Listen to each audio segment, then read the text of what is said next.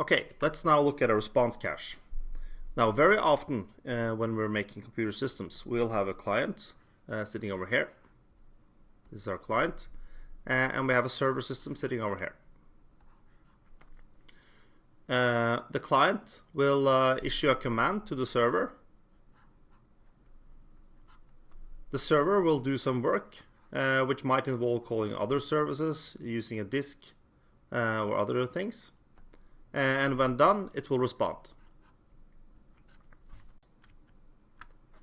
It is often the case that for the same request from the client, the server will give the same response. And in those situations, we can speed up the system considerably and offload the load on the server. And what we can do is to place a response cache in between our client and our server. This is our response cache. Now to the client, it appears as if the server is just responding faster. And what will happen is the following. The cache will send its request, and the request is received by the response cache. The response cache will then evaluate whether it has the response already in its memory or on its disk, depending on how it's constructed. But if it doesn't have it in the memory or on the disk or anywhere else, it will do the request as normal to the server. The server will process the request. Then the server will respond.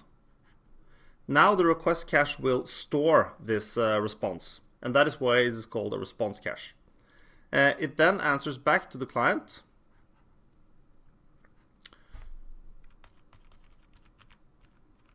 And the next time the client asks the response cache,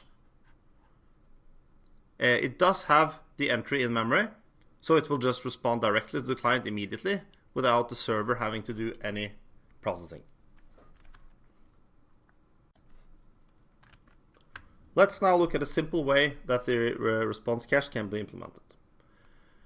So the client does a request to the response cache. It is received. And what the response cache will now do is to look up in a table whether it has the response stored. So this table has been initialized with a number of rows, depending on how much memory you would like to use for the cache. It has 3 columns, and then several rows.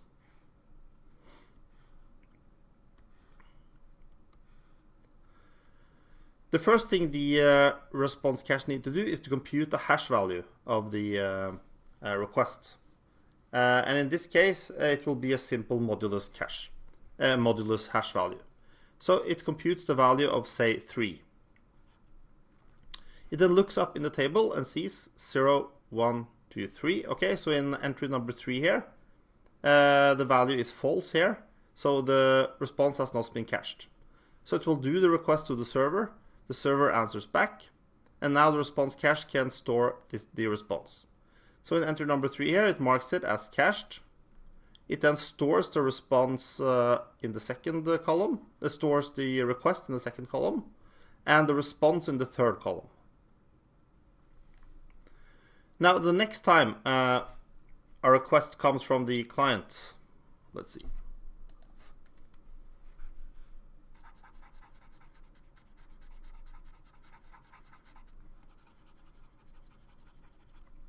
So the next time a request comes from the client, the response cache receives the request. It now computes the hash value again. Now, of course, if the hash value is now 1, it will do the same process and enter the value in the second row here. And it will continue to do this until the cache has been filled up with a considerable amount of values. But if the hash value of the request is now 3, it checks row number 3 here and sees that yes, it is in fact cached. Now it needs to verify that the response that is cached is for the exact same request. So it will compare the request it received to the second row of the second column of our table here.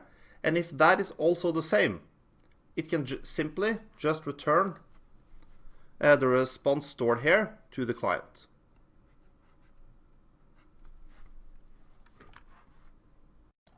Let's now look at an implementation of this in action. Here we have an implementation in about 75 lines of code. This implementation first initializes the cache, and depending on how many responses we would like to cache, it sets up the structures which will hold the responses and the requests. How many elements we would like to cache or how many responses we would like to cache depends on how much memory we would like to use for our response cache. So the initialization is done and we start up our cache. Let's now see what the first request is. Okay, so we have received a request from our client. We now compute a hash value. The hash value of the request was 8.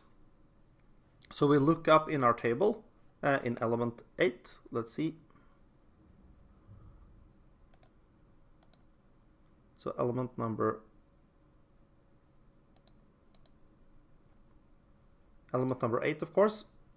It has not been cached, so we do the actual call to the server, and we check if the response is not too large to cache. It is not. We check if there's an existing element in the cache, which it isn't. So we mark the element as cached now, and we copy the request and the response into the cache. And we answer back to the client.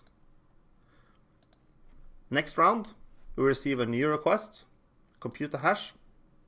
The hash is 8 again. We look up in our table and we see that the element is indeed cached. And then we compare the request with the request stored in the table. And it is also equal.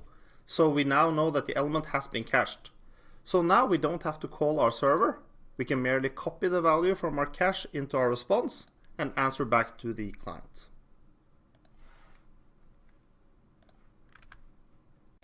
Let's now hook up our cache and try it out in practice.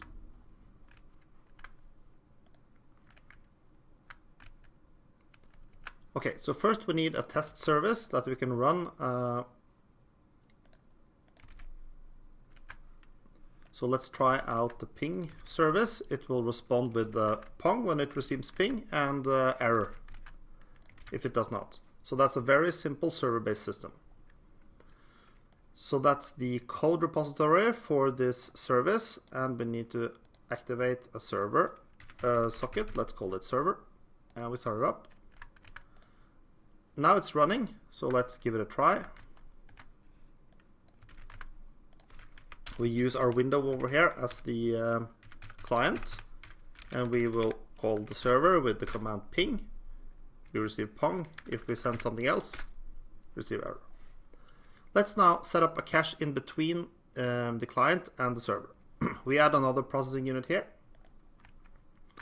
And let's enter in the code repository of the cache we just looked at.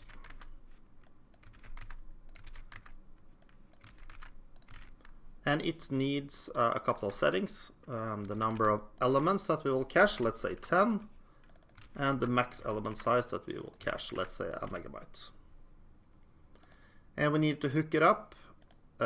Let's use a server socket called cache. And we hook it up to the cache, to the server system over here. So it will have a client to the server. We start it up. It's running.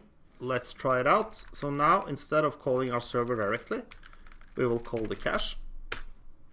And as we can see from the window over here, the cache first received the request, and it sent it on to the server, which then responded, and we got the response here. If we try it out with another message, we get another response. It contacts the server again. But the next time we use the same request as we did before, only the cache will be hit. So the server is not invoked anymore. And the same goes for the other command A, since it has this, a different hash value. An interesting thing to note here is that we can actually stop our server system. So if we now issue a request that has been cached, the cache will still respond as if the system is up. But if we now issue another command that has not been cached, we will not get an answer and the system is down.